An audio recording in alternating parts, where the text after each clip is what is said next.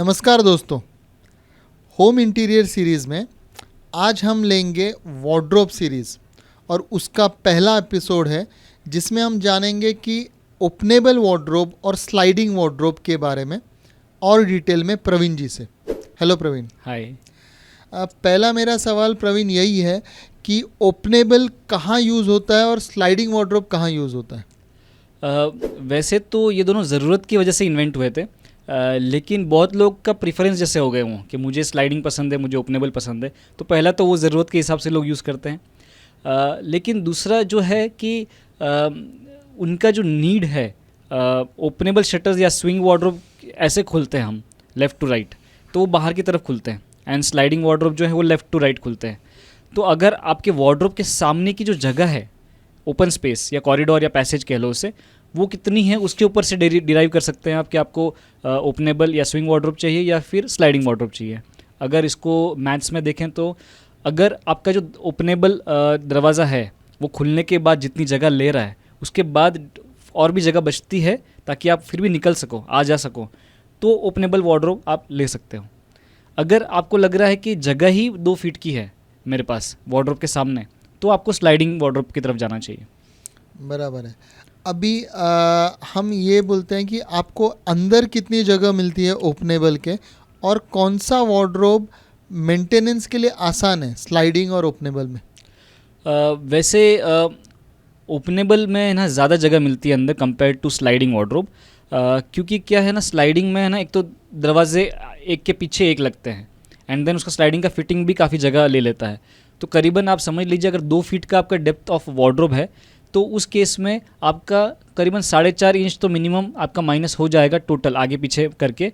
तो उसमें से 4.5 इंच मतलब 19.5 कई जगह आपको मिल रहा है डेप्थ।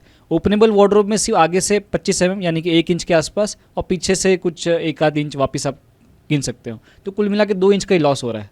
तो 24 में से आपको 22 यूजेबल डेप्थ मिलता है। एंड मेंटेनेंस वाइज अगर आप देखें तो मेरे हिसाब से जो ओपनेबल वार्डरोब है, स्विंग वार्डरोब, उसका मेंटेनेंस कम है कंपैरेटिवली, क्योंकि जो स्लाइडिंग वार्डरोब है वो या तो ट्रैक पे चलेगा या तो वो डबल टकलू फिटिंग आती है, यानी कि एक बम्पर्स होते हैं उसके ऊपर चलता है। दोनों ही केस में कहीं ना कहीं एक फीमेल पोर्शन होगा, एक मेल पोर्शन होगा, तो वो कहीं ना कहीं मिट्टी फंसना या फिर टायर्स के ऊपर टूट जाना अगर ज़्यादा लोड आ गया है तो, या ऊपर के जो डैम्पर्स है उसमें कमज़ोरी आना, मतलब बहुत सारे एलिमेंट्स है टू मेंटेन। और इसमें क्या हिंजेस है, सिर्फ अगर सॉफ्ट क्लोज हिंजेस वापर रहे हैं तो थोड़ा सा एक्स्ट्रा मेंटेनेंस हो सकता है, बट अदरवाइज फिर भी कंपैरेटिवली कम है।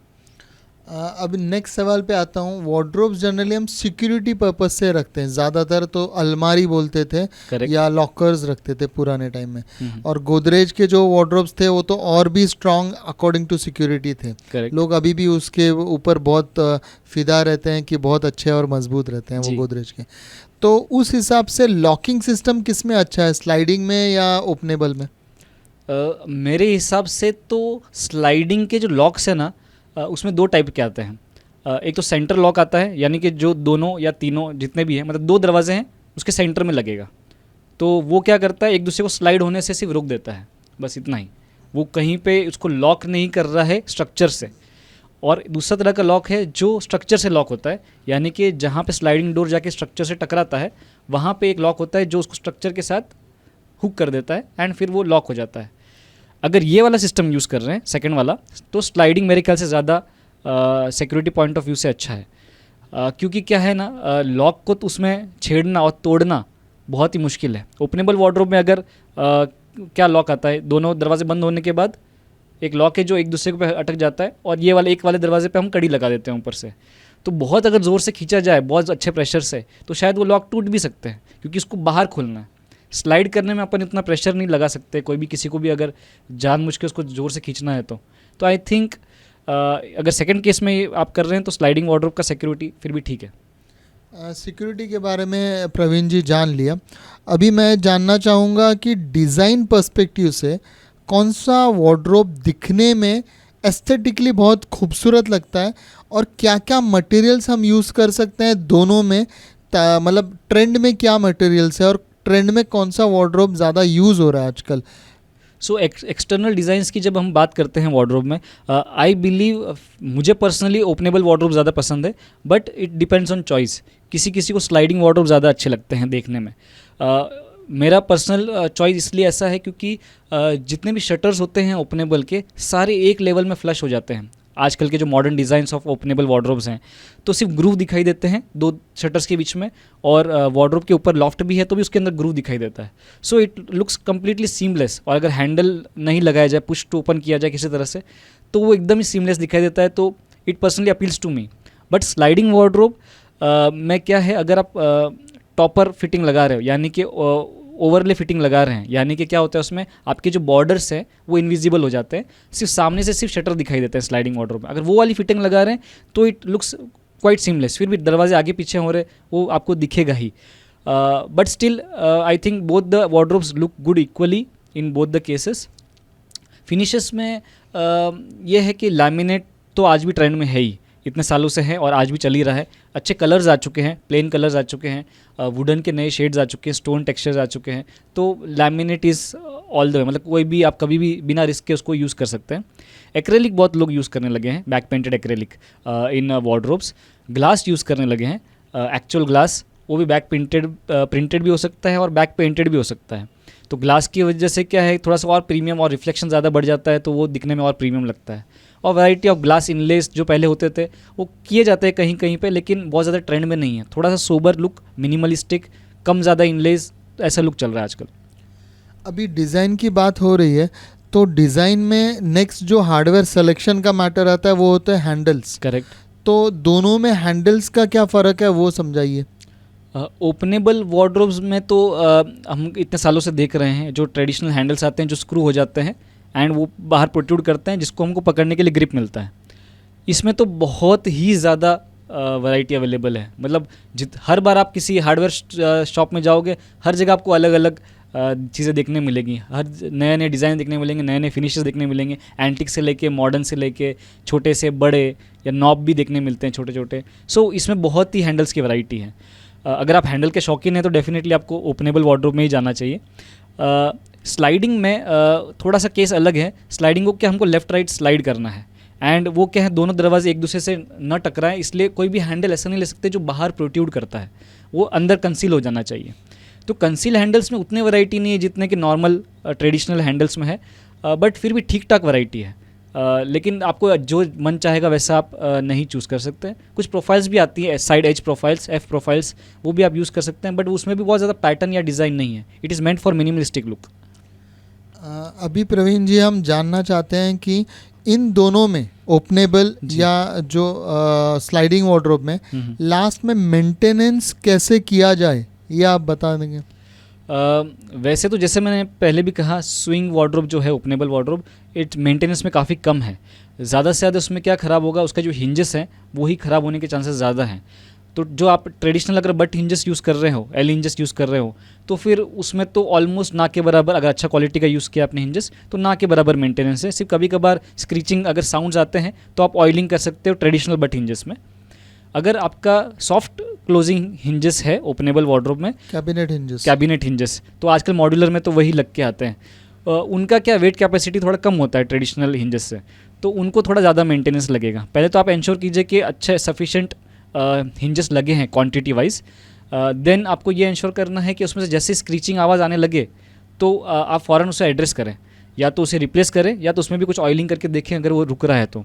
स्क्रीचिंग साउंड आने का मतलब ये है कि या तो उसके ऊपर लोड बहुत ज़्यादा है कंपैरेटिवली, या तो ऐसा हो रहा है कि उसमें जंग लगने के आसार बढ़ रहे हैं। तो फिर उस केस में आपको कैबिनेट हिंजेस जो है वो उस वाला जो अफेक्टेड हिंजेस है वो आप रिप्लेस कर सकते हैं। That's all for maintenance in a openable wardrobe. पर स्लाइडिंग के केस में मेंटेनेंस काफ़ी ज़्यादा है। आपके जो स्लाइडिंग जो चैनल्स हैं वो और नीचे रोलर्स हैं, फिर ऊपर का चैनल है, उसके अंदर फिर एक और रोलर लगता है जो उसको लटका के रखता है ऊपर की तरफ से, एंड देन सॉफ्ट क्लोज लेते हैं तो उसमें डैम्पर्स भी लगते हैं, एडजस्टमेंट क्लिप्स भी लगते हैं। तो नंबर ऑफ हार्डवेयर्स बहुत ज़्यादा इंक्रीज़ हो चुके हैं स्लाइडिंग के केस में। और ये क्या बार बार लेफ्ट टू राइट ट्रेन जैसे ट्रैक पे चलते रहते हैं, नीचे अगर चैनल आपने वो कंसील्ड वाला चैनल यूज़ किया है तो उसके अंदर डस्ट भी एक्यूमुलेट होता है, तो उसको तो वीकली मेंटेनेंस ही लगता है कि आप डस्ट थोड़ा सा हटाते रहो। एंड टॉपर वाला भी फिटिंग लिया, जो मैंने फर्स्ट केस में कहा था, अगर टॉपर फिटिंग लेते हैं या ओवरले फिटिंग लेते हैं, उसके केस में ऊपर होता है वो, तो ऊपर तो रीच करना और भी ज़्यादा मुश्किल है। उसको आप बिना किसी कारपेंटर के हेल्प के आप निकाल के आप उसको यूज़ नहीं कर सकते। मतलब कुल मिला के आपके लिए स्लाइडिंग वार्डरोब मेंटेन करना थोड़ा सा मुश्किल होगा। प्रवीण, मैं आखिरी क्वेश्चन ये लेना चाहता हूँ कि आपने ओपनेबल या स्विंग वार्डरोब में कहा कि कैबिनेट हिंजेस में थोड़ा प्रॉब्लम होता है जनरली। आप बट हिंजेस या एल हिंजेस यूज़ करेंगे तो ऑलमोस्ट हो जाता है, प्रॉब्लम नेग्लिजिबल हो जाता है जी। तो कोई ऐसा तरीका है कि नंबर ऑफ हिंजेस बढ़ा के या कोई ऐसे कंपनी की हिंजेस आप सजेस्ट करते हैं जिससे कि वापस प्रॉब्लम उसका भी नेग्लिजिबल हो जाए? यस, एक्चुअली उपाय तो है। इसके सिर्फ 2 ही पैरामीटर्स पे हमको ध्यान देना है। पहला तो नंबर ऑफ़ हिंजेस, लेकिन नंबर ऑफ़ हिंजेस में भी कुछ तो आपको एक छोटा सा डिज़ाइन प्ले करना पड़ेगा। यानी कि जनरली क्या होता है, आपने अगर अपना वार्डरोब खोला तो उसमें इक्वल डिस्टेंस पे हिंजेस लगे होते हैं। जनरली 3 लगे होते हैं ट्रेडिशनल हिंजेस में, पर मैं रिकमेंड करता हूँ कि अगर हाइट ज़्यादा है आपकी तो फिर आप 4 हिंजेस तो मिनिमम लगाइए। अगर कैबिनेट हिंजेस लगा रहे हैं 7 फुट हाइट है तो 7 फुट हाइट है तो 7 फीट से भी ऊपर है तो फिर 5 या 6 लगाने चाहिए आपको। पहला तो वो एस्पेक्ट हो गया डिज़ाइन, मतलब नंबर ऑफ हिंजेस की। फिर जो ऊपर वाले जो हिंजेस हैं उनको जो थोड़ा पास में लगाइए ज़्यादा, यानी कि ऊपर के जो 2 हिंजेस हैं उनको थोड़ा सा कंपैरेटिवली कम डिस्टेंस पे लगाइए, और फिर आगे के जो है नीचे के उनको थोड़ा ज़्यादा डिस्टेंस पे भी लगाएंगे तो भी चल जाएगा, क्योंकि लोड अल्टीमेटली उन ऊपर वाले हिंजेस पे ज़्यादा आता है। तो ट्रेडिशनल बट हिंजेस तो उसका मैकेनिज्म ऐसे ही है कि वो लोड वैसे ले ही लेता है उसका, पर ये हिंजेस क्या थोड़े कमज़ोर होते हैं तो ऊपर वाले हिंजेस ज़्यादा टूटते हैं, तो वहाँ पे आप डबल हिंजेस लगा लीजिए एंड नीचे फिर कमज़ोर होता है क्योंकि स्प्रिंग मैकेनिज्म होता है उसमें। हाँ, स्प्रिंग भी होता है अल्टीमेटली, उसके अंदर हाइड्रोलिक भी होता है, और फिर पाइवट पॉइंट्स मल्टीपल होते हैं ना। जैसे ट्रेडिशनल बट हिंजेस में एक ही पाइवट पॉइंट है, उसमें मल्टीपल पाइवट पॉइंट्स हैं ताकि वो साइड से ना दिखाए, मतलब अच्छा दिखाने के लिए बनाए गए हैं उसको बेसिकली। तो काफ़ी सारे वीक पॉइंट्स उसमें शामिल हो जाते हैं, एंड मॉड्यूलर है तो वो 2 पार्ट में भी लगता है, इधर और उधर, तो उन दोनों को फिर ऐसे लॉक मैकेनिज्म से टच होता है वो भी एक वीक पॉइंट हो गया उसका। तो आपको मल्टीपल हिंजेस लगाएंगे तो एक प्रॉब्लम आपका सॉल्व हो गया। एंड देन आप क्वालिटी ऑफ हिंजेस आप अच्छा परचेज़ कर सकते हैं, जैसे कि आप एसएस के हिंजेस परचेज़ करते हैं, थोड़े महंगे पड़ेंगे आई नो, बट उसमें फिर भी जंग लगने के आसार कम हैं। अगर आप डैम्प वाले इलाके में ज़्यादा रहते हैं तो SS 304 में जाइए आप, तो और भी कम आसार हैं उसके। तो मुंबई तो पूरा कोस्टल रीजन ही है। जी, मुंबई, आप चेन्नई में अगर यूज़ कर रहे हो तो फिर आपको SS हिंजेस ही लेने, और 304 लेंगे तो और भी बढ़िया, लेकिन कॉस्ट इंक्रीज़ होता जाता है उसका। थैंक यू प्रवीण जी, आपने हमें एनलाइटन किया about the sliding wardrobe and openable wardrobe जी। नेक्स्ट हम जानना चाहेंगे आपसे इन वार्डरोब्स के इंटरनल्स के बारे में हमारे नेक्स्ट एपिसोड में। तो दर्शकों, हमने एपिसोड 1 में वार्डरोब सीरीज़ के ये जाना कि स्लाइडिंग वार्डरोब और ओपनेबल वार्डरोब में एग्जैक्ट फ़र्क क्या है, इनकी क्या फ़ायदे हैं और इनके डिसएडवांटेजेस के बारे में, मेंटेनेंस के बारे में, और लॉकिंग सिस्टम और एस्थेटिक्स के बारे में। अब नेक्स्ट सीरीज़ में जानते हैं इसके इंटरनल्स और अंदर के एक्सेसरीज़ के बारे में प्रवीण जी से। अभी के लिए अलविदा, थैंक यू।